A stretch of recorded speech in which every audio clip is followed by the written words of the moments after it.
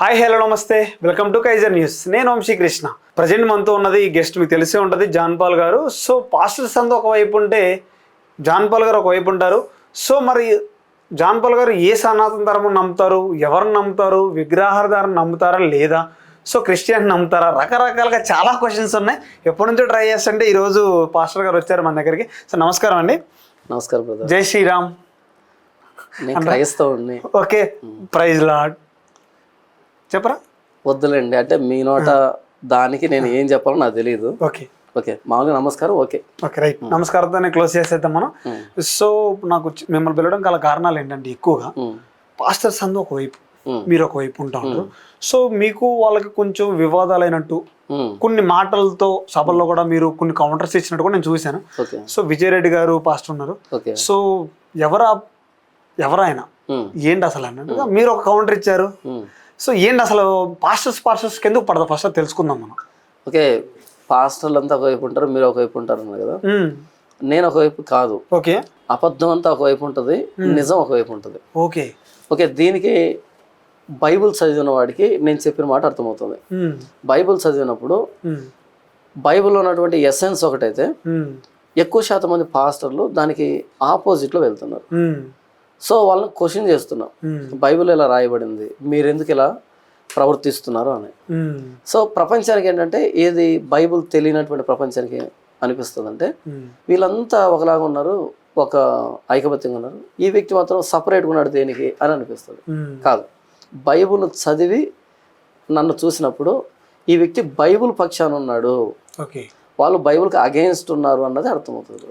Okay, ఇప్పుడు అగెనిస్ట్గా వాళ్ళు బైబిల్కి అగెనిస్ట్గా వాళ్ళు ఉన్నారు. అవును. సో నేను కొంతమంది పాస్టర్ని ఇంటర్వ్యూ చేసినప్పుడు బైబిల్ ఎలా ఉంటుంది మేము అందుకని అవి చూసి మేము ఎలా ఉన్నాం అంటారు. సో మరి మీరు చూసిన వ్యతిరేకత అంటున్నారు, క్లారిటీ ఏంటి అసలు? క్లారిటీ ఏంటంటే వాళ్ళు చేసే తప్పులు బైబిల్, వాళ్ళు చేసే తప్పులు కూడా చెప్పండి. ఓకే, మంచిది.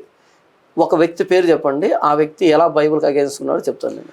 విజయ్ పాస్టర్ కానీ, అజయ్ బాబు గారు కానీ, ఇప్పుడు విజయరెడ్డి గారు ఉన్నారు, అజయ్ పాస్టర్ ఇప్పుడు అజయ్ ఉన్నాడు, ఆస్టర్ అయ్యారు. సో వాళ్ళ గురించి చెప్పండి. ఓకే, విజయ్ ప్రసాద్ రెడ్డి అనుకుందాం కాసేపు. ఇప్పుడు మీరు ఇంతకుముందు స్టార్టింగ్లో నన్ను ఏమన్నారు, ఎలా నన్ను సంబోధించారు అంటే అందరూ ఒకవైపులో ఉండరు, ఒకవైపులో ఉండరు, మీ జై కొట్టారు ఒక నినాదాన్ని. ఓకే, ఏమన్నారు? జై శ్రీరామ్ అన్నాం. ఓకే అన్నారు. నేనేమన్నాను దానికి? సమాధానం రిప్లై రాలేదు. ఏమన్నానంటే, నేను క్రైస్తవుణ్ణి. అవును. నేను అనను. అవును అని అన్నాను. అవును. ఓకే, ఇది క్రైస్తవ్యం. జై అంటే ఏంటంటే, జయం కలుగును కాక అని. ఉదాహరణ, మీరు ఎక్స్ జై అన్నారు, ఆ ఎక్స్కి జయం కలుగును కాక అని అన్నారు. ఇప్పుడు నేను ఆ వ్యక్తికి జయం కలుగును కాక అన్నప్పుడు ఇక యేసు ప్రభు నమ్ముకోవడం దేనికి? మీకు అర్థమవుతుందా? ఆ వ్యక్తికి జై అన్నప్పుడు నేను యేసు ప్రభు నమ్ముకోవడానికి కారణం ఏమై ఉంటుంది? ఉండదు. నేను యేసు ప్రభుని దేవుడిగా అంగీకరిస్తున్నాను అంటే ఇంకెవరిని అంగీకరించట్లేదు. ఇది నా విశ్వాసం. నా బైబిల్ నాకు చెప్పింది. ఉంటే అటైనా ఉండాలి, లేకపోతే ఇటైనా ఉండాలి. ఓకే, నువ్వు ఒకదాన్ని నమ్ముతున్నావు, నేను ఒకదాన్ని నమ్ముతున్నాను. నేను నమ్మినటువంటి దానిలో ఉన్న ప్రామాణిక గ్రంథం బైబిల్. ఆ బైబిల్ ఏం చెప్పిందో దానికి కట్టుబడుతున్నా. అది మీకు నచ్చచ్చా నచ్చకపోవచ్చు, నాకు తెలియదు. నా బైబిల్ ఉన్న ప్రతిదాన్ని నేను కట్టుబడుతున్నా. నా బైబిల్ ఏం చెప్పిందంటే, సృష్టికర్త ఒక్కడే, ఆయన ప్రభువైన యేసుక్రీస్తు అని చెప్పడం జరిగింది. నేను దాన్ని నమ్ముతున్నా. సో ఇక ఎంతమంది వచ్చి ఏం చేసినా నేను వాటిని అంగీకరించను. అలా కాకుండా నీ కోసం కాసేపు మీరు చెప్పిన దానికి జై కొట్టి, ఇంకొక వ్యక్తి కోసం కాసేపు వాళ్ళకి జై కొట్టి, మరలా ఇక్కడికి వచ్చిన ఇక్కడ జై కొట్టాను అనుకో, నేను ఆధ్యాత్మిక వ్యభిచారిని అవుతాను. ఓకే, ఆధ్యాత్మిక వ్యభిచారిని అవుతాను. యేసుప్రభు నమ్ముకున్నాను, యేసుప్రభు అంతే, ప్రాణం పోయినా సరే.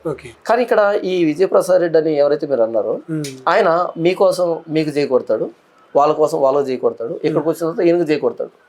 ఎందుకు అలా అంటే, నేను నిన్ను ప్రేమించాను కాబట్టి నీకు జై కొట్టాను, ఆయన ప్రేమించాను ఆయన జై కొట్టాను అని అంటాడు.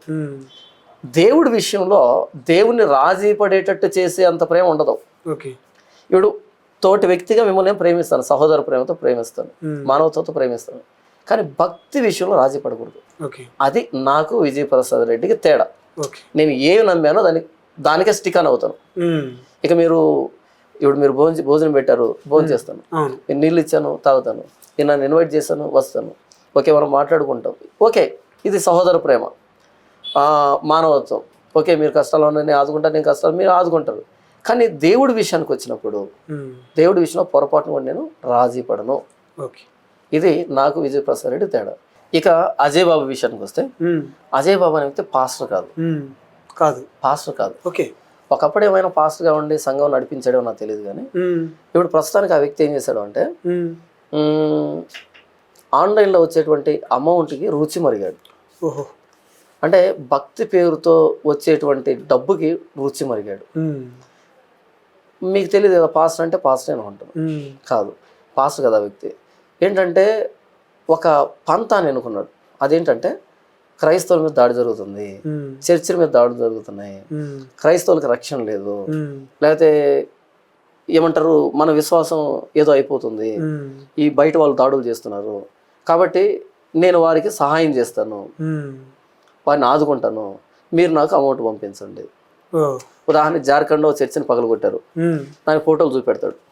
జార్ఖండ్లో చర్చిని పగలగొట్టారు, అసలు ఏమనుకుంటున్నారు బైబిల్ గురించి, క్రైస్తవం గురించి, వాళ్ళని అలా చేస్తాను ఇలా చేస్తాను, చివరిలో ఈ గూగుల్ పే ఫోన్పేకి అమౌంట్ వేయండి, నేను అక్కడికి వెళ్ళి వాళ్ళని పరామర్శించి వాళ్ళకి అమౌంట్ ఇచ్చి వాళ్ళని ధైర్యపరిచి వస్తాను అని అంటాడు. దాన్ని ఉదాహరణకు 10,000 మంది చూశారనుకోండి, 10,000 మందిలో కనీసం ఒక 1000 మంది లేదా ఒక 500 మంది, కనీసం 500 మంది అవును కదా మన చర్చను పగలగొట్టినప్పుడు మన క్రైస్తవానికి సంబంధించి మన వంతుగా మనం కనీసం ఒక 1000 రూపాయలైనా వేయకపోతే మనదేం భక్తి అవుతుంది. 500 మంది 1000 రూపాయలు వేస్తారనుకోండి, ఎంత అవుతుంది? 500 మంది 1000 రూపాయలు వేస్తారనుకోండి, ఎంత అవుతుంది? 5 లక్షలు అవుతుంది. ఏది నేను చెప్పింది 500 మంది. 10,000 మందిలో 5,000 మంది వేస్తే ఓకే. ఈ విధానంలో రుచి మరిగాడు. ఓకే, బాగుంది. ఇది ఒక 10 నిమిషాల వీడియో 5,000 మంది వద్దు 100 మంది వేసారు అనుకున్నాను కాసేపు. మరి ఎలా నమ్ముతారు? కొంతమంది ఇప్పుడు చర్చికి వెళ్ళి చాలా మంది ఉంటారు, ఎలా నమ్ముతారు? అలాంటి ఎలా నమ్ముతారు అంటే భారతదేశంలో భక్తి అనగానే ఇక ఆలోచన అనేది ఆగిపోతుంది. దేవుడు అనగానే ఆలోచన ఆగిపోతుంది. దేవుణ్ణి లాజికల్గా రీజనబుల్గా ఇలా ఆలోచించడం ఉండదు భారతదేశంలో. దేవుడు అంటే దేవుడి కళ్ళు మూసుకొని దేవుడు అంతే. కాబట్టి ఆ అమాయకత్వాన్ని క్యాష్ చేసుకోవడానికి చాలా మంది తయారైపోయారు.